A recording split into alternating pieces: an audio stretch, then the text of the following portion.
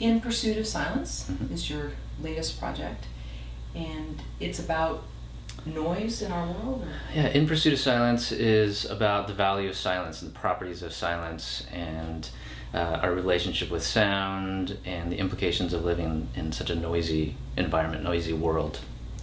Yeah, and so we just launched, and you asked about what intrigues me about it.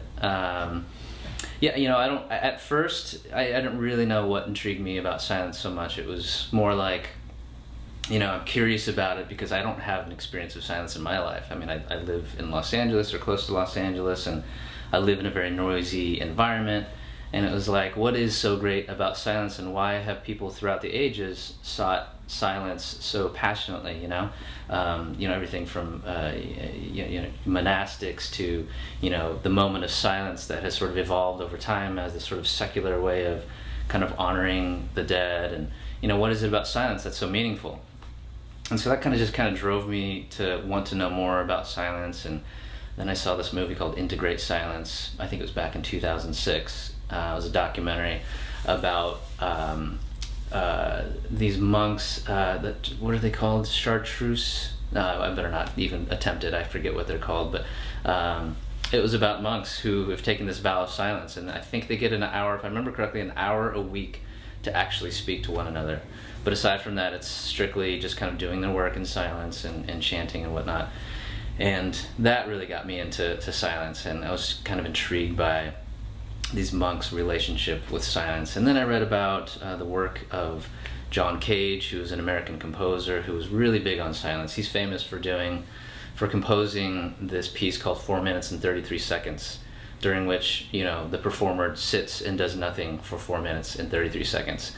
And symphonies and orchestras around the world will actually compose this piece in the middle of the repertoire, you know, in their concerts. And it's pretty amazing stuff. It really kind of forces people to confront silence and how they sort of interpret a space. And it's cool. It's mysterious and it's powerful and it's elusive, and there's just something really intriguing about it for me.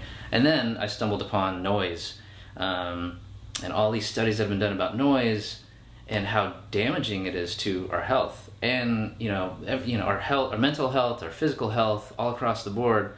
It's not just this annoyance, you know. I think I read recently that the World Health Organization basically refers to noise pollution as like the second most damaging threat to our health, second to air pollution. So it's like become this very, very big problem in industrialized parts of the world. And so just, yeah, this idea of doing silence and noise and a documentary kind of dawned on me, and I got really excited. Yeah. Are you extra sensitive to noise? Does it affect you to be in a chaotic environment? You know, I think it does, yeah. And I have 2 young children at home too now. And so, you know, when I walk into my house, it's just like this wall of noise, you know, like my kids aren't crazy or anything. They're pretty mellow kids, but there's like this wall of noise that I walk into each and every day when I go home. And, you know, I think it wasn't until I started reading into noise and silence and thinking about this documentary that I realized how it really is affecting me, and how annoying it really is, and how, you know, stressful it makes me. Some of the studies about noise clearly show that even though that we're able to tune out noise, psychologically speaking, our bodies can't. And so it's still affecting us on like, you know, stress level. All the stress markers are going up. So every time a plane flies over our head, for example, like we just kind of have habituated it, you know, like it's just part of the background. But our bodies are reacting to all these noises that are happening around us in a negative way. And so, yeah, I think I've become more sensitive to noise, for sure.